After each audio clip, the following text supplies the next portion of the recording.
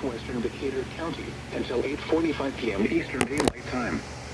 At 8:11 p.m. Eastern Daylight Time, a severe thunderstorm was located 8 miles southeast of Shelbyville, moving southeast at 15 miles per hour. Expected hazards include 60 miles per hour wind gusts. This is a radar-indicated threat.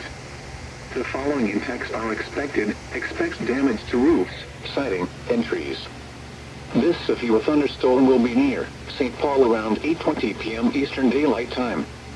Other locations in the path of this severe thunderstorm include Milford, Adams, Greensburg, and Sandusky. This includes Interstate 74 between mile markers 119 and 135. For your protection, move to an interior room on the lowest floor of a building. Repeating, a severe thunderstorm warning has been issued until 8:45 p.m. Eastern Daylight Time for the following counties in Indiana: Decatur and Shelby.